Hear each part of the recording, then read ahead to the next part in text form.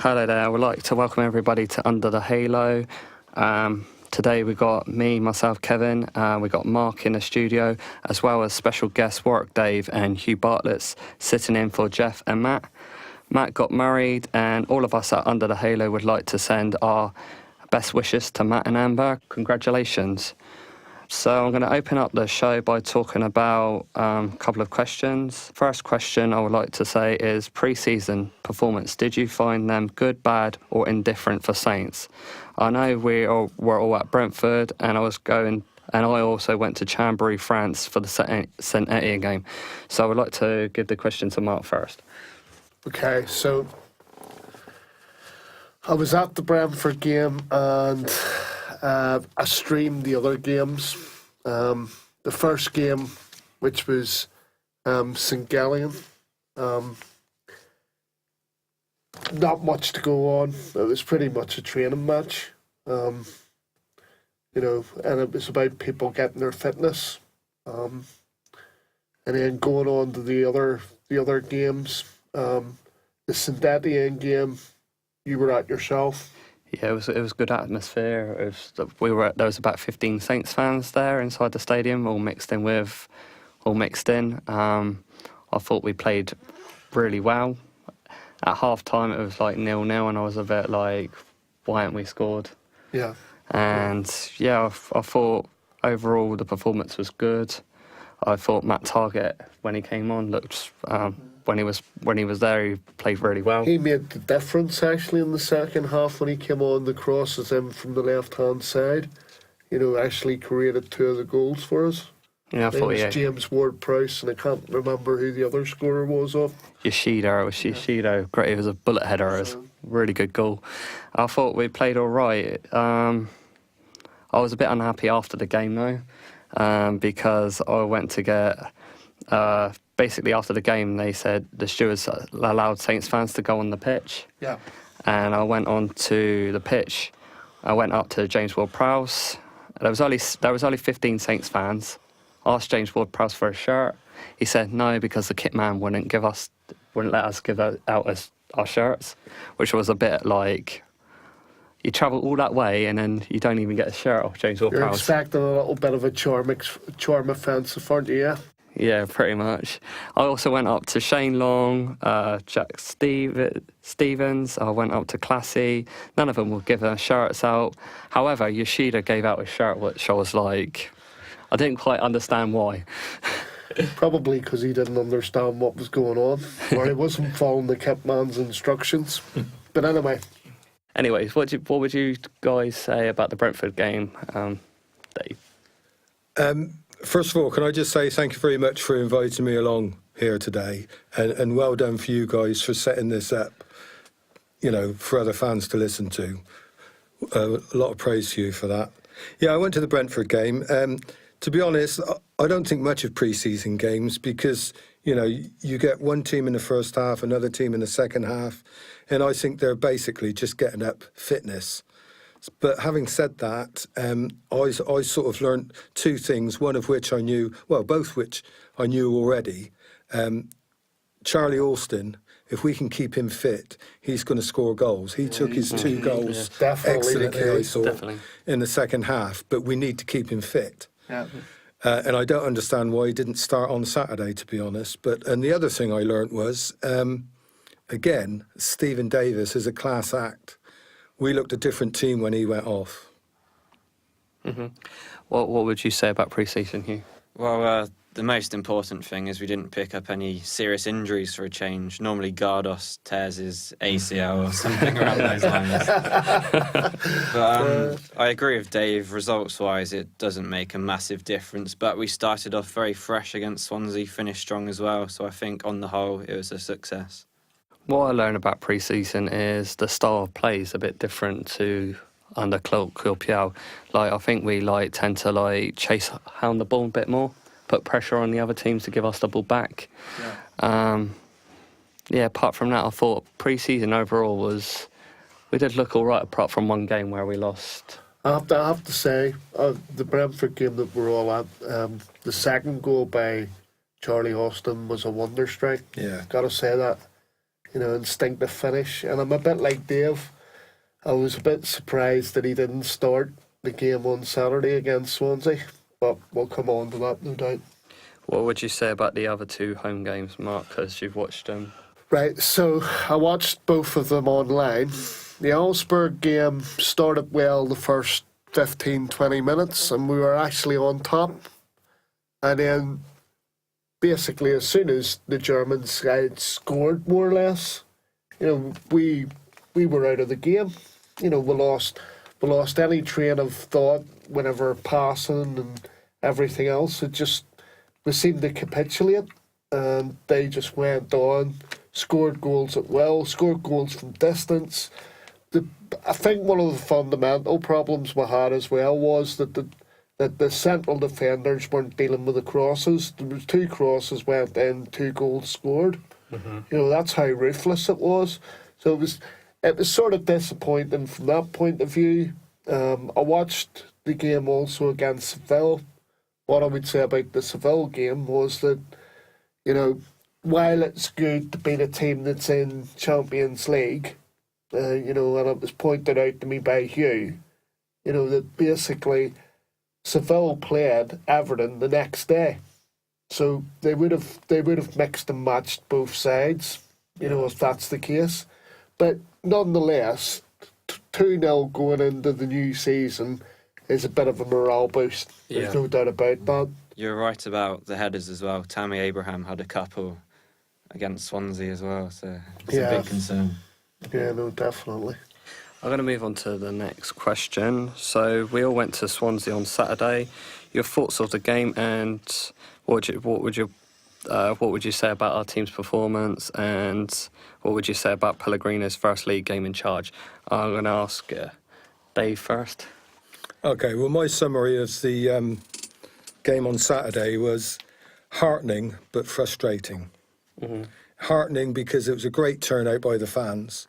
Apparently we haven't got a history of a sellout crowd on the first game of the season, so that was pleasing. And it was good to see the team going forward, creating chances. Okay, as long as we're creating chances, we're going to score goals, hopefully, eventually. And it was just one of those games where I think if we'd got one, we'd have got 3 or 4. Yeah, I totally agree with you. I know it's an old saying, but that's how I felt throughout the game. Yeah, and it was just frustrating again that we couldn't score goals at home. That's 6 games in a row now that we haven't scored at home. It's got to come sometime, and the longer it goes on, I think the pressure of being at home with 30,000 people, mainly home fans, the players must feel it. So I think the release of scoring 1 goal, and I think the floodgates will open then. What would you say? But I think it was a really good performance. What would you say, Hugh, on Swansea Well, I performance? was actually quite pleased. Last season, we would have lost that game under Claude. We were very vulnerable to the counter-attack. And it's clear Pellegrino's addressed that issue. I think we're only a player or 2 off becoming a really decent side. Tadic, for me, just didn't cut it in that number 10 position. And, if we address that, I think the goals will come and we'll have a great season. What would you say, Mark, on Swansea's overall performance? I would say that Pellegrino, he looks animated, which is pleasing if you're Yeah, a fan and you're watching him from the sidelines, and stuff like that. But on the whole, I would say we had 2 shots on target. We had 29 shots, I believe, 13 corners.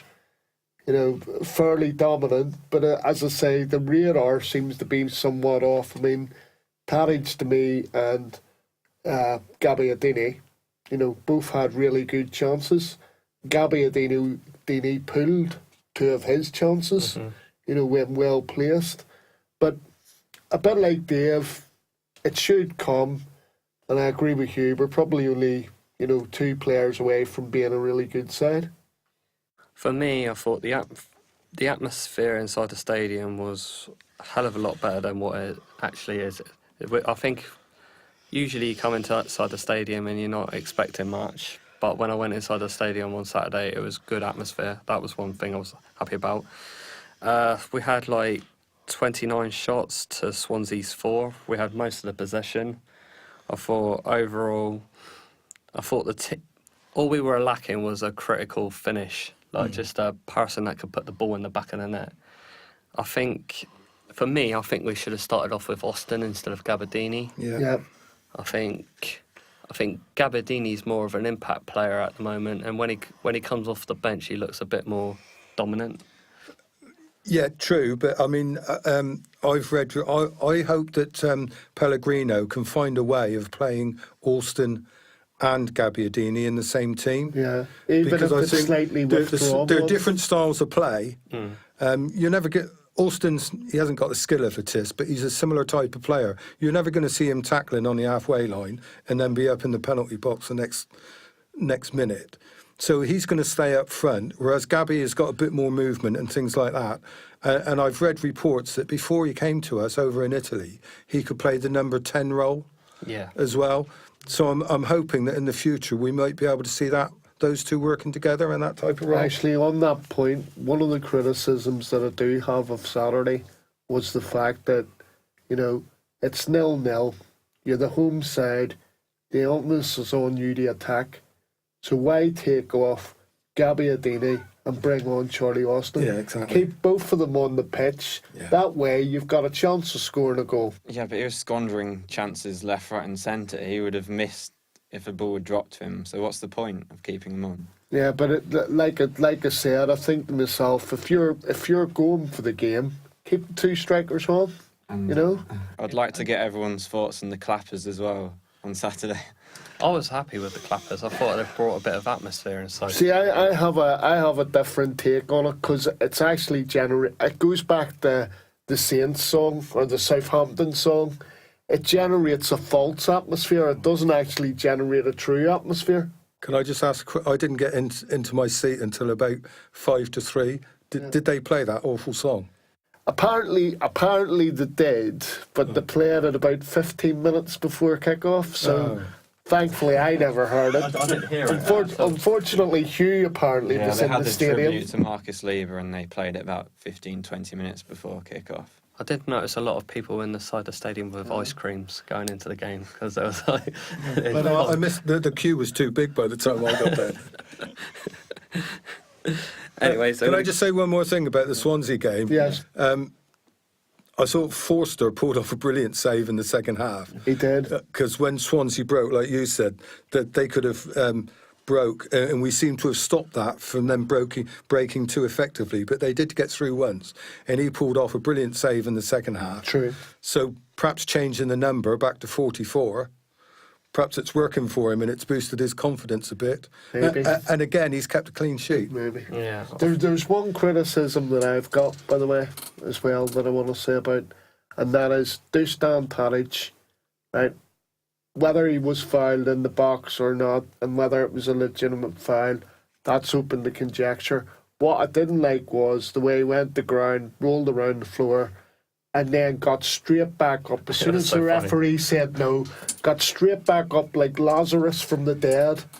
I don't like, I'm a fan, and I don't like seeing that kind of thing at all. The thing is, though, referees There's no are place in often football. bullying us. We need to get in teams' faces in order to get these decisions. Yeah.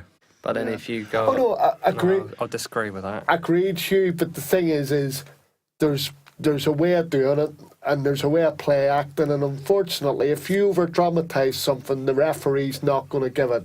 By the way, I wouldn't say that Michael Jones had the greatest game on Saturday, but Yeah, Romero's yellow card was particularly poor. Yeah, it was. Yes, that was no, harsh, definitely. very harsh. I did find like the referee, like he was giving cards to our players where he wasn't like he's being more lenient towards the Swansea players, which I Yeah, found a bit. Definitely like that. Anyways, I'm going to go on to the next question. The Virgil van Dijk situation, how do you read it? And what are your feelings on this? I'm going to ask you. It's quite simple, really. Keep him at all costs. We're going to be a weaker side if he goes, and we clearly don't need the money, so why would we have to sell him? And come the end of the transfer window, he's going to be on his knees. He can't go another 6 months without playing, so expect an apology after the transfer window, and that's that. What would you make of that, Dave? Well, yeah, I agree with you there, Hugh. I'd love to see him back in the side, but it's going to take a lot for the fans to forgive him. I think he's been badly advised in the first place. My first reaction is the way he's behaved. Let him rot in the reserves and then sell him in January. The thing is, though, would you have said that about Schneiderlin when he threw his toys out the pram ahead of his rumoured link to Spurs? But then when he was told, no, you're not going, He knuckled down. he knuckled down and he was our best player that season.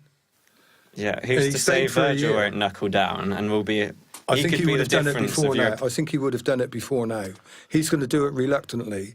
And I just hope he doesn't do, they reckon there was a lot of unrest in the dressing room with Font, not being right in the head or whatever you call it, because he wanted away. So I just hope that doesn't happen again, because we need a strong start to the season. Yeah. In my opinion, I think we need to get rid of him. I think he's caused a lot of unrest within the squad. I think the sort of money that they're looking for him, like 60 to 70, 80 million, I think that's a lot of money. I think we should cash in on him personally. I think the way I read his statement as well, he looks like he wants to go. He's unhappy. Yeah. I think... Exactly. And it was so contradictory, his statement as well. He said one thing, and then afterwards he completely contradicted it. He just doesn't want to be here. So I'm like, I'm torn. Half of me says let him rot in the reserves, never wear a Saints shirt again. The other half says put him up for sale, 70 million, and let the bidding start. Do you not think we need to put a stance against Liverpool there? We can't let them tap up our player and get away with it. I don't think we can do that. Okay, so here's the way I look at it is, I would say sell. Get him out of the football club. I don't want him near the football club. He's already told us what he wants to happen. He's already told us he doesn't want to be here. As soon as somebody puts a line in the sand like that, there's no point them being here. It's going to happen every time a player performs. He's going to throw his toys out Yeah, the but pram and get a move. Hugh, listen. The thing is what needs strong leadership from Les Reed to come out and say, okay, this time round he can go, right? And I'd sell him because he's already decided that he wants to leave, right? But obviously with the new people coming, the new Chinese people coming in, I turn around and I say to myself, there needs to be a strongly worded statement from Les Reed saying, we're now drawing a line in the sand. We're not selling our best players anymore. We're not doing that anymore as a blueprint. We're going to build on what we've got and take it from there. And I believe that. Otherwise, what's the point in the Chinese people investing in the club in the first place? But the thing that I would also say is, like, whether he was tapped up or not, that's open to conjecture, right? But I mean, this has all been led by the Liverpool Echo, TalkSport Radio, getting ex-Liverpool players to come on and try and force people's hands.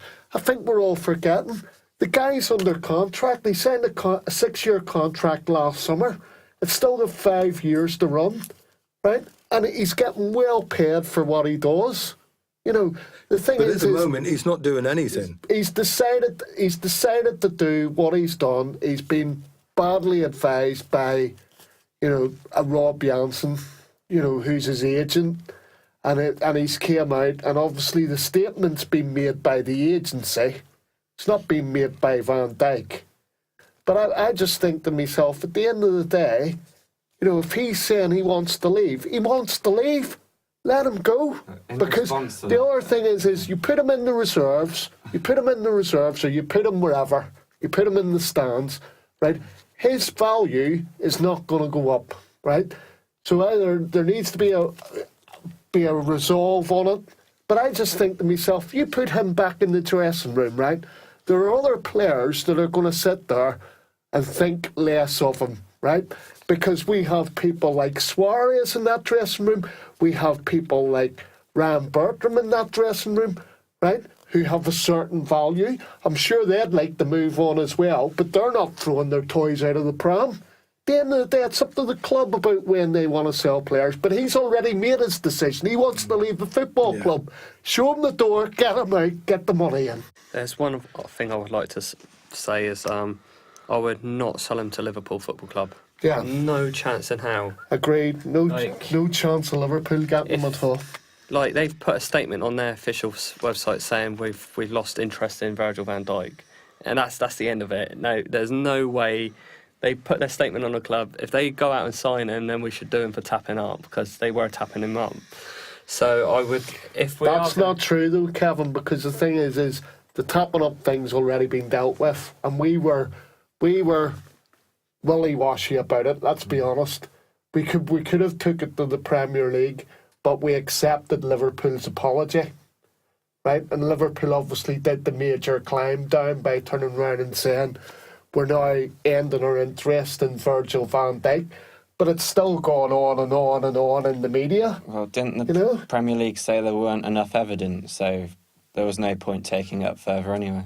Well, I'm not as versed about that maybe as yourself, but I mean, at the end of the day, the club accepted the apology from Liverpool anyway. Look, one thing I would like to ask everyone though, well, Les Reed said Font wouldn't be sold without a replacement in January. If Les goes against his word again, do you not think we look really weak as a club as a result? Yeah, without a doubt. I mean, the thing is I think the club's in a corner in the sense that, you know, they may get more money from Liverpool, but you go out to any genuine Saints fan at the minute and they would say, okay, sell Van Dijk, but as long as you don't sell him to Liverpool Football Club. That's Because I assuming other tell you offers are what, there. he'll have problems if we sell him to Liverpool Football Club. What if Liverpool are the only game in town? What if no one else? I don't There's- think they are the only game in there's town, two Hugh. clubs I can I think think there's a of few straight up. games in town floating about There's that. Chelsea. They're after players. There's Arsenal. They're after a defender. There is teams we could sell to. So even if it made a difference of 20 million selling to a different club, you would go along with that? Well, it puts a statement out there that we don't sell our players to Liverpool Football Club. So for the 20 million, it's worth it in my opinion. No, I'm with you on this one. I don't think you can do that. I think if Liverpool can come up with the cash, I'm not saying don't let him go cheap. Don't let him go for 50 million. Start the bidding at 70 million. You know, if Kyle Walker can go for 55 million, Van Dijk is a much better player than he is. So start it off at 70 million and sell to the highest bidder. And if Liverpool can afford it, let him go there. Well, there's As long as we've got the money and we're allowed to invest it back in, you know, with other players, although the longer it goes on, the less chance we've got of doing anything. Dave, the problem is, and I understand where you're coming from, because obviously you want to maximise profit. And by the way, if we do sell them for a big profit, you know, that money needs to be reinvested Yeah, in the that's what I'm the saying, team. yeah, exactly. You know, needs to be reinvested in the team. But the thing is it's like everything else for a Saints fan. We're fed up selling the Liverpool Football Club. I'm fed up to the back teeth of it. but then Absolutely. it all rests on whether Barcelona buy Coutinho, in my opinion. Because if they buy It's 100, nice that they're having the same sort of scenario, isn't it? No, there was the biggest smile on my face whenever I realised that Barcelona were actually in for Yeah, Coutinho. exactly, I thought, what's good for the goose is good for the gander. Exactly. The timing's a massive concern though, because if he were to get sold, there's nowhere near enough time to replace him. that's Look, that's why we have the scouts that we have, and we have Les Reed there, the black box. Let's see it in action. Let's see what they can come up with.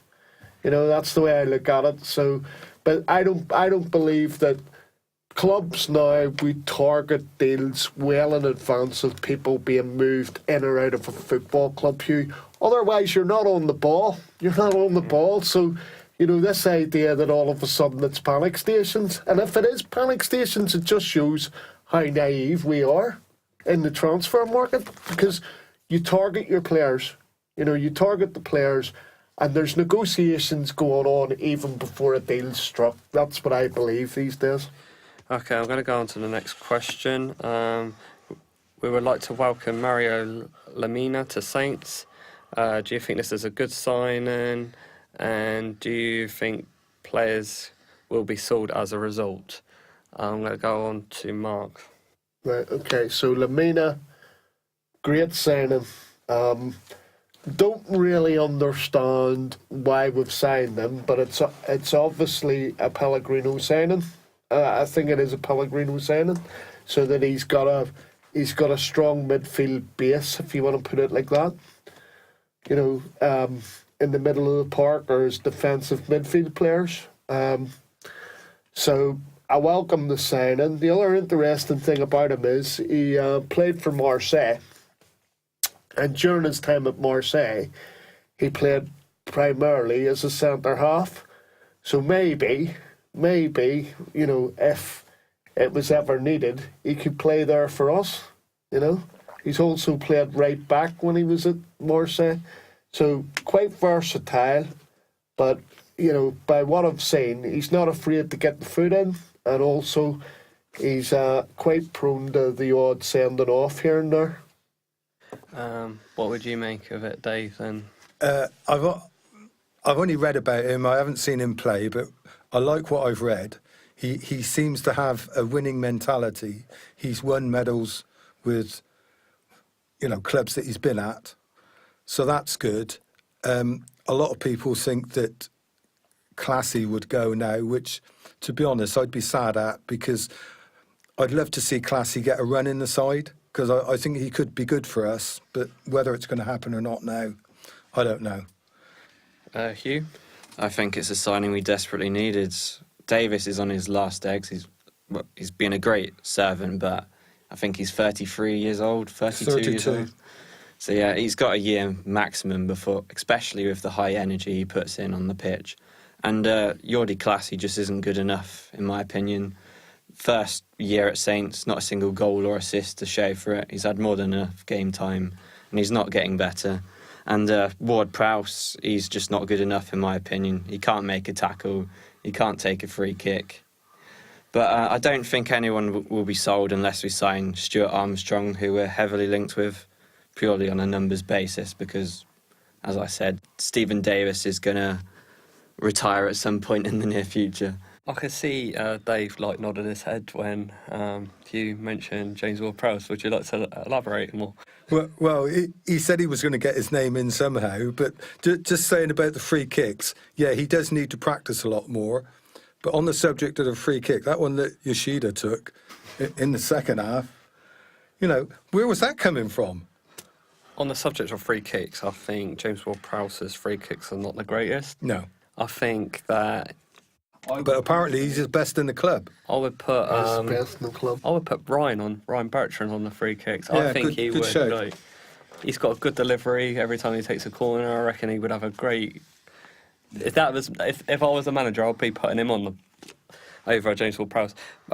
Mario Lamina, I think he's looks like a good signing, but to me, looking at videos of him, I don't think he's match fit at the moment.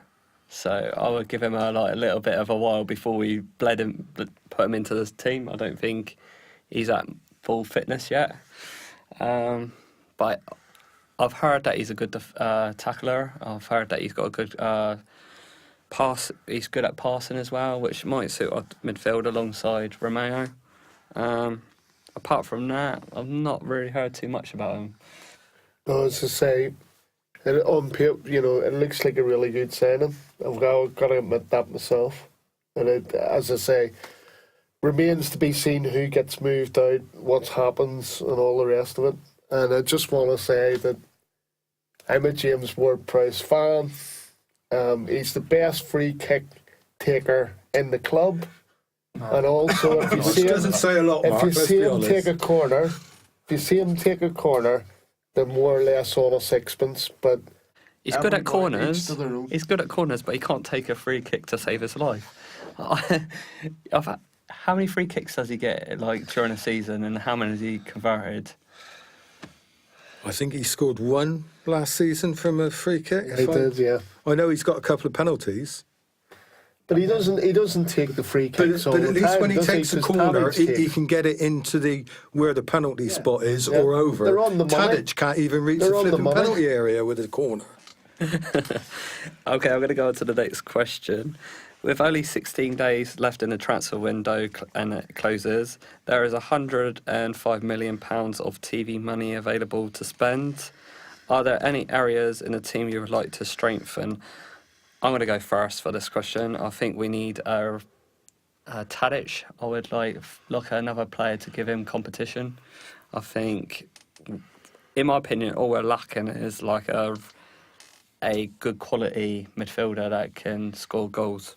Yeah. So you're meaning attacking midfielder? Yeah, attacking midfielder. That's all I think we're lacking. I think if Virgil goes, then we need a centre back. Apart from that, I think we're quite solid.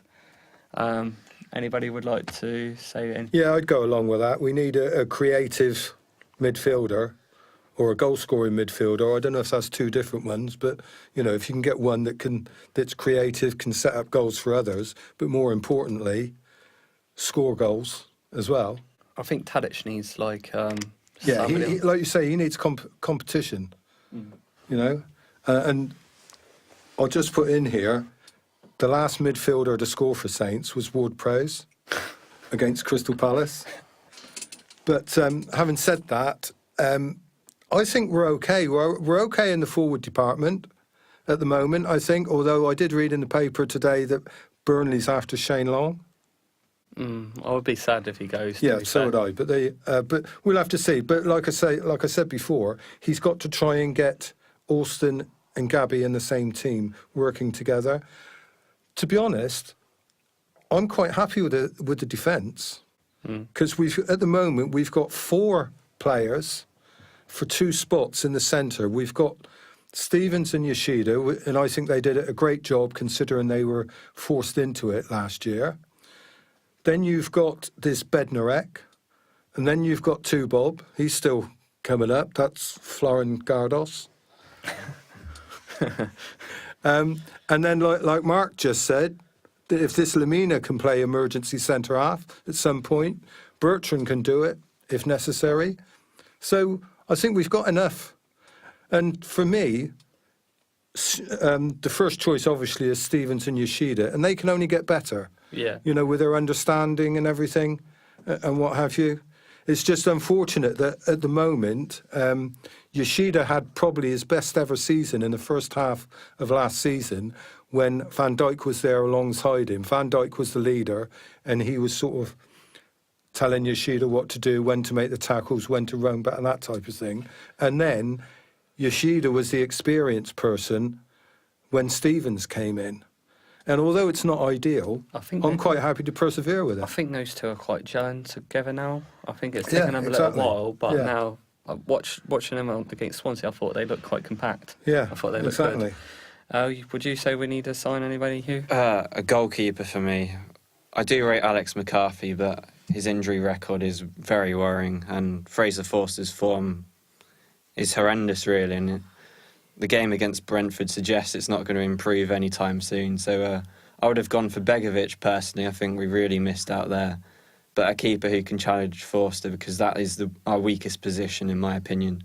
But I also would like another centre-half, because Gardos, he's frequently injured. And Yoshida, his contract's out at the end of the season, and there's no sign of that being renewed. So I think we need to think ahead and sign another centre-half. Agreed. For me, it's a centre half and an attacking midfielder come winger. And I've got my targets. Allegedly, yesterday, a bid went in for Wesley Hood at Lazio, rumoured to be around 17 million euros was the bid. Well, obviously A there bid must from be, Saints went for. yeah, bid from Saints went in yesterday, so let's see if anything comes from that. I think he'd be good enough for us. He'd walk into our first team for me. Like Hugh just said, we need to think ahead. Gardos' contract's up at the end of the season, and so is Yoshida's, and I think it's a chance for the club to make improvements within the centre half area. Actually, funnily enough, I thought Jack Stevens was my man of the match on Saturday, and I do think that if he keeps developing it the way he is, an England call-up won't be far away. Yeah. So I so would it's- have, if he was playing alongside Van Dijk this season, he would have been in the England squad at the end of the season. Yeah, but there's I've got an attacking midfielder come winger in mind for the position. A guy called Admin Jonas who plays for Ajax, and he's quite small, but like a lot of people who are small, low centre of gravity, very good technical footballer. Sure, for the position that he plays in, because he does play wing and sort of attacking mid, depending on where Ajax want to play him. But he's got a good goals to appearance ratio, and I would like to see us try and bring him in before the window shuts, along with this Wesley Hood. But we'll see what happens. I think we're like, do you know Sadio Mane left? I think we haven't really replaced him with like somebody that's quite pacey. No. I think if we can get somebody that's got a lot of pace that can run at teams, in that like where Talic plays, I think we could have a tremendous season. I think that's the one player that we're lacking, just somebody with pace. I don't know. The other thing that I would say is after the summer that we have had, as fans and supporters of Southampton, morale's a bit low. So it would be nice to see if between now and the end of the window, the club pull a rabbit out of the hat, so to speak, and actually sign, a player that, has a certain amount of stature. When I say that, I'm talking about, if you remember 2-3 seasons ago, on the day of the transfer deadline, was signed Toby Alderweireld. Somebody of that kind of stature. I know we didn't manage to get hold of him, but it was proven quality. Champions League winner, everything else. It was just a shame that we couldn't get him on a permanent deal. I remember going down to the stadium that day when it was confirmed that he'd signed, and I couldn't believe we'd managed to get someone of that stature. To me, it was like signing Kevin Keegan all over again. I think Pellegrino's come out in the press and said that he's looking to sign players, but he doesn't want to overspend on players. But in this transfer market, you've got to kind of put your money where you got to put your money out there. Exactly. It's ridiculous this season, especially. The amount of money that's being spent on players. I think if you want like an attacking midfielder, put 30 million out there. Just go for it. It's like I don't want to be paying over the odds though, and it is an inflated market. I mean, I think if we were to bring in that Wesley Hood for 17 million euros, that's good business. That is good business. I don't want to see us paying over the odds for players. I really don't. I'm going on to the next question now. We've got a new investor in Southampton Football Club who's purchased 80% of the business. He's a Chinese businessman, Yisheng Gao, and Katarina's retaining 20%. Do you welcome this move? Hugh, I'm going to go Hugh. It's one of those questions that can only be answered in hindsight, really. But in order for us to improve, I do think the current structure has to change. Ross Wilson in particular needs to go. He's constantly failing to attract decent players. Les Reed has to go as well, especially with the mess up in January with Jose Font. and Bill Green has to go as well. I mean, sending 4 scouts to the under-21 in the Euros only to sign Jan Bednarek, who's been pretty poor at the moment, just isn't good enough. So if he's willing to change the structure, I would welcome the move. It's early days on Bednarek yet. You know, it's early days. I do take your point, but the thing is like, if you're looking to get rid of that many people, there's not going to be anybody left at Southampton Football Club at that rate, you know.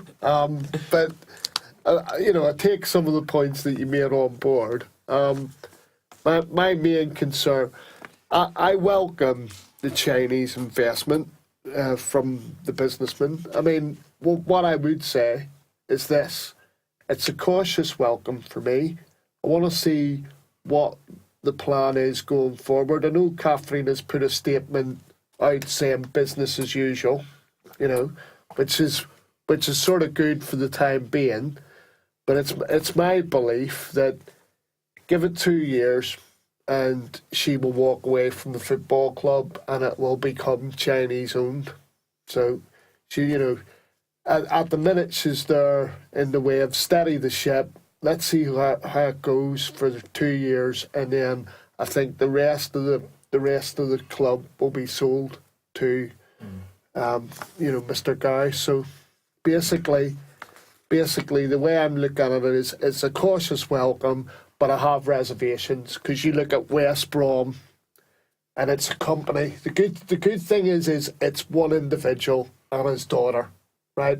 It's not Lander Sports. Okay, so it's not a business, all right? It's his own personal investment, right?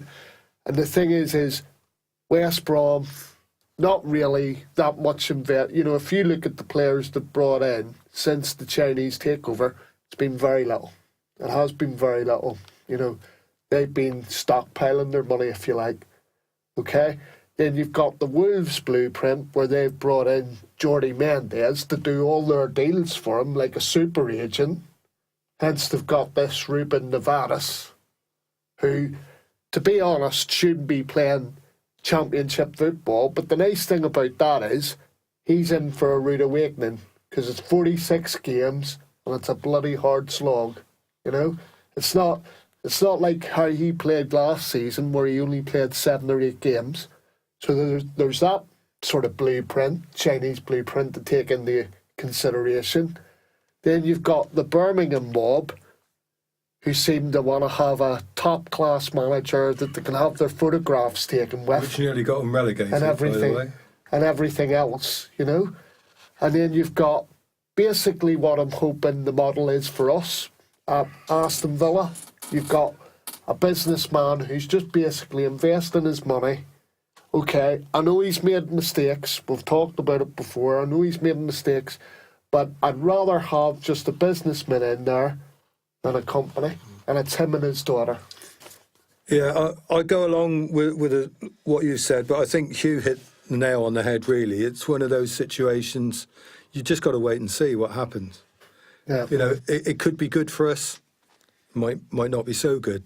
And like you've touched on, any other club that's got you know, some sort of Chinese connection, they haven't really sort of set the forest on fire, have they? No. Apart from, as I said, about Wolves and this Jordi Mendes link up that they have. But what I don't quite understand is it's taken over a year for this, and you know, we've read a lot about this. I appreciate now it's just the individual that's bought it. It's not the Lander Corporation or whatever they're called. But it's taken over a year, and we've read some, you know, not very nice things about them, you know, about their morals and things like that. Yeah. And also, why is it taken so long? If this guy had money in the first place, why didn't he just go ahead with it originally rather than his company? Yeah, well, from what and presumably the FA is sort of, or the Premier League has investigated him as well. Yeah, it's all been ratified. Yeah, it has to be ratified by the Premier League first, and then the decision obviously would fall on Katharina. And also, don't you think we've undersold ourselves as well? I mean, if 4/5 of the company is worth 210 million, that means Saints as a whole is worth 260 million. Surely our assets, our players alone are worth more than that. And then you've got Staplewood, and you've got various, the land, you've got St Mary's, you've got the land surrounding it. I think we sold ourselves short. Yeah, I would agree with that. I think usually when a Chinese businessman comes in, it can go to two options. One, they put a lot of money into the club, and then it could either go really good or really bad, or they can see it as a business and be quite like Katarina was doing. But in my opinion, hopefully it turns out well. But you don't know just yet. You can't. I think hopefully he comes in and just invests a little bit of money into us, and also not sell our best players like what we've been doing over the last couple of seasons. So Well, it comes back to what I was saying in the last question. There needs to be a statement put out there saying that basically, we're not a selling club anymore. Because that's the perception outside the bubble. That's the perception outside the bubble. We're a selling club. Van Dijk was the next one on the conveyor belt to get sold, right? And in fact, I read an article this morning saying that he probably could have gone in the summer if he had conducted himself in the right manner. But like I'm saying about in relation to the Chinese investment, I mean, I'm not expecting us to be going out and buying willy-nilly and stuff like that. Of course, it's got to be controlled, it's got to be managed and everything else, But the thing is I hope that it means that the club isn't in debt anymore, right? Because, the thing is, if we need the finance, we go to banks. We go to offshore banks. Everybody does it in the Premier League, right? And stuff like that there. So as long as it makes sure that we are solvent and everything's fine. And Dave, I disagree with you really. I don't think we have sold ourselves short. £210 million, right? Bearing in mind that Marcus bought us for 14 million. It's not a bad profit. You know what I mean? No, I know you're not fair. talking No. about assets and stuff like that, but it's not a bad profit. The training ground at Staplewood was vastly overpriced. It was only supposed to be 15 million, and I think it ended up costing something like 40 million. But I don't think that it's a bad deal there, to be honest with you. And as I said, the only thing I worry about is as long as we're solvent going forward, and all the plans have been thought out, then I give it a cautious welcome. the only thing I would change inside the club is one, get rid of Les Reed. I think he needs to go. He comes out and puts a statement out, and half the time he goes against the statements. Two, I would get rid of Wreck-It Ralph, I called him, because he usually comes on when there's something major going on, and he just comes out with a big statement. So I'll get rid of him, and then you can keep Katarina at the club and keep and just bring in another talks person that's going to actually say the truth. I don't know what you think of this, Dave. Well, to be quite, I've got no axe to grind against Les Reed. Personally, I mean, I think he has brought some good players to the club, and nobody's going to have a 100% record. They're not all going to be brilliant, and there's the old saying: "Better the devil you know than the devil you don't." You could bring somebody in that's going to be a lot worse and make too many mistakes. Yeah, but when Les Reed comes out and makes a statement like, we're not going to sell Jose Font, we're challenging for Champions League football, every single time he's talking absolute monkeys. Yeah, okay, I can't argue with that. So every time he comes out and makes a statement, for a fact that we're going to do the complete opposite of what he To says. be fair, I think... Yeah, but then you say that, and then you've got, Mark just saying, if I read what he was saying between the lines, then we want the club to come out and say this or say that. So you can't have it both ways. No, He either comes out and says something or he doesn't say anything at all. But I'd rather the club was run quite transparent and we knew what was good. They told the fans what was going on. he's damned if he does, and he's damned if he doesn't Exactly, yeah, with the fans. exactly. But the point that I would make is, like, Ralph has come out on several occasions and said that the club needs to be more transparent with the fans. Right? Yeah. Everybody in agreement? Have I said anything wrong there? But then he could put Right? official But statement then, out. but then the thing is I do have a certain sympathy for Les Reed, right? I think when he was talking about Champions League football, that's an aspiration, right? I don't think he was saying we're going to get champion. You know, I think the way the media put it out was we're going to get Champions League football in 5 years. But that's even I know that's unrealistic, probably, you know. But there's nothing wrong with having aspiration. I want us to keep those aspirations because at some point, hopefully, we're going to achieve it. And is that not what we're all looking for as football fans? Is progression and maintaining where we're at and doing well? And because you have to take joy in the fact that, you know, of overachieving, you know, and certainly in the last, 5 years, you know, we've been a successful club. Now, I can understand that, you know, fans want the best for their football Yeah, we club. have been a success. And who's been at the helm? Les Reed. Kruger's been there, Les Reed has been there, Yeah. Katarina's been there. But the other thing I've got to say about that, though, Dave, is Nicola Cortese, when he was at the football club, he said, we don't sell our best players. And you didn't see anybody leave apart from Oxlade-Chamberlain, right? And that worked out to be a good deal for the football club. But the thing is he made sure people were under contract, nobody was leaving, everybody was on board, okay? And I'll bring you back to one thing that I want to say. And I know this probably isn't favourable, but I'm going to say it anyway. Les Reed made a statement, right, saying that Van Dijk and Suarez wasn't for sale because we were solvent, okay? Well, I'm assuming that's why he said it. Nothing wrong with making that statement. I applauded it. I even said it on the last podcast. I said, I'm comfortable with what he said. What gets me sometimes is, and I know it isn't probably the best way to do things, but before I made a statement like that, I would have asked the players concerned, are you on board with what I'm about to say? You know, just to make sure you've got a happy camp, you know? That would be my own personal way of going about it, rather than making the statement and then we'll find out a couple of weeks later that Virgil van Dijk wants to move. Yeah, I do think Les Reed was carried by Paul Mitchell for a large period of time as well. And Yeah, Paul no, Mitchell attracted some did do a great fantastic job. players, Sadio Mane in particular. Yeah, And now, brilliant.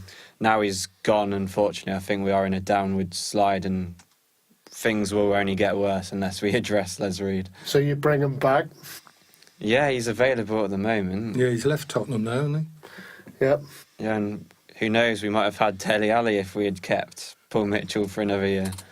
Who knows? I think if we get somebody in that's a bit more stronger than Les Reed, like Cortese was quite strong. He with the press people, he would have his own opinion, and that's what would be put out there. He wouldn't mince his words. He would just do what he wanted to do, and he wouldn't sell our best players either. So I think we need somebody in he? like His that. track record of bringing players in wasn't that brilliant either. No, that was definitely a downside. But then the backgrounds of some of these players anyway was dubious. I mean, you know, Gooley played Serie A, Serie C, Serie B football. You're not going to blame Gooley. He gets the blame for everything. I mean, was quality. you know, if you're playing in Serie C, you might as well be playing on Southampton Common. You know, so as I say, you know, and at the end of the day, we signed a guy from Swiss football who was the leading goal scorer. You know, and obviously he didn't work out. But in the main, I do think he had the right philosophy about not selling your best players. Okay, I'm going to go on to the next question. We're going to start a new thing called Prediction Corner. So over the course of the season, all the panelists will make their own predictions over the course of the season. So the next 3 games we're going to play is Southampton versus Wolves, Southampton versus West Ham, and Huddersfield Town versus Saints.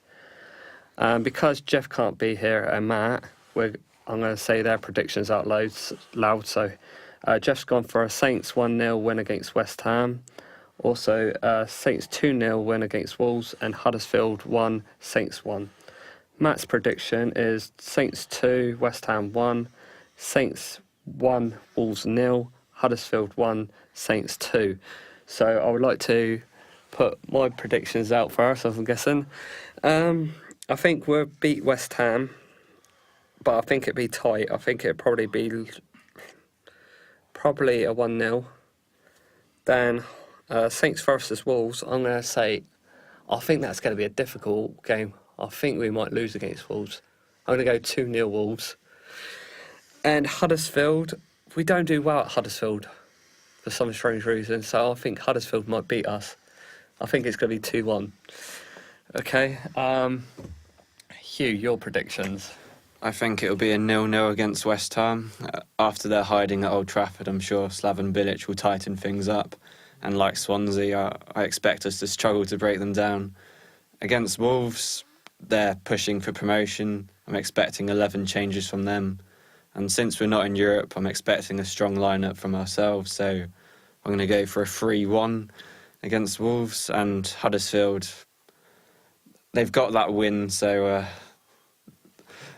But they're signing. Yeah. They've made a signing, Steve Mounier, and I think he's an absolute quality player. It's a player that we should have been looking for.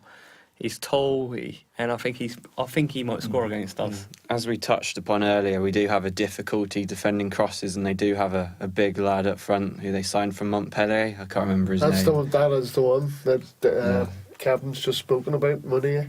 But I'm going to go for a 1-1, an unpredicted 1-0, because I'm not aware of most of their players. Well, I'm going to go positive. 2-0 win against West Ham, 2-0 win against Wolves, and 1-0 away to Huddersfield. Mark? Okay. So, this is the way I'm looking at it. A bit like you, I'm worried Slaven Bilic is going to have them much more organised at the back. Hence, I'm still going to go for a Saints 2-1 win against West Ham. The League Cup game, I'm expecting Pellegrino to do a Puel. And basically it'll be 2 second-string sides playing each other, because I'm expecting Wolves to make a number of changes as well. And I've gone for a 1-0 win the Saints. And then away at Huddersfield, not a happy hunting ground. Like Kevin, I think Mounier might be a bit of a handful for our lot. So I've gone for Huddersfield 2-0. Anybody would like to say what their opinion on Saints West Ham's going to be? Like, what do you reckon is the Yeah, lineup West Ham of- are bound to tighten it up a bit, but like I said earlier, if we get 1 goal, we're going to get 2. And we're at home, we should be expected to win. Plus, we've got a good record against West Ham. What do you reckon our lineup would be set out against West Ham then? I think he'll bring Alston back. Well, I hope he will anyway. I think we might see Lamina on at some point. The defence speaks for itself, but not too many changes, I don't think, apart from bringing Alston back in. Do you think we might struggle against Hernandez because he's quite pacey, and we ain't really had to play against a pacey player just yet? I don't. No, our defence can handle him. What do Not you the reckon? same way we handled Defoe whenever we play against him, and he always scores. Yeah, he he does, always doesn't he? scores against us. It's a similar type of player. So Now, Jermaine Defoe, although he's 34, 35, I'd have had him at Saints because he knows where the goal is. The last 2 seasons we could have done with him. What do you reckon we're set out against West Ham, Hugh? I'm expecting more of the same, to be honest. The 4-3-3 with only 1 centre forward. I'm expecting nothing different from the Swansea game, to be honest. They're going to have everyone behind the ball. The emphasis will be on us to break them down. And I'm going for a 0-0. Mark, what would you like set out? basically, the the West Ham game, I've got concerns, but I think morale will be low after they lost 4-0 at Old Trafford, and I'm hoping on the back of that, the performance that we gave on Saturday against Swansea will come out. As I say, we had 2-1 win. But there are things to worry about, but I think they've got more things to worry about with us being the home side. So What would your team be set out against West Ham then? Who would you start? I mean, he's probably going to do more of the same. You know, he's probably going to pick the same personnel. It's a bit like Dave, really. I'd like to see Charlie Austin get the opportunity to start. I think if you have a more instinctive goal scorer up front, then I do think your chances increase. And I do, you know, if you look at Gabbiadini, He played well against West Ham though last season though. Who? Gabbiadini. I just think at the end of the day, I know people are saying that Gabbiadini isn't getting the service, but I think we've seen on Saturday, right, that, you know, he came in with such a bang, and then the bangs disappeared because, you know, he's gone such a long time without scoring. And it can't all be down to the service that he's getting, because on Saturday he had 2 shots of goal that I seen that were badly pulled. You know, and that isn't the sign of a instinctive goal scorer for me. So I would like to see Charlie Austin start like Dave. That's the end of the show. I'm going to wrap it up.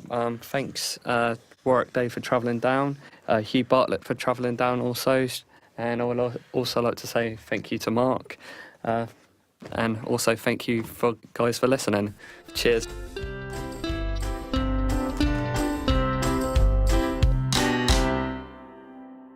We hope you enjoyed what we had to say on this session of Under the Halo. It might be our voices on the mics, but remember, it's your voices that really count on getting this podcast out to the fans. So please recommend us to your friends and other supporters to follow our social media. If you want to get in touch, find us on Facebook and Twitter at UnderTheHalo1 or use the hashtag UTHalo. You can also email us at underthehalo1@yahoo.com. Until next time, come on you Saints!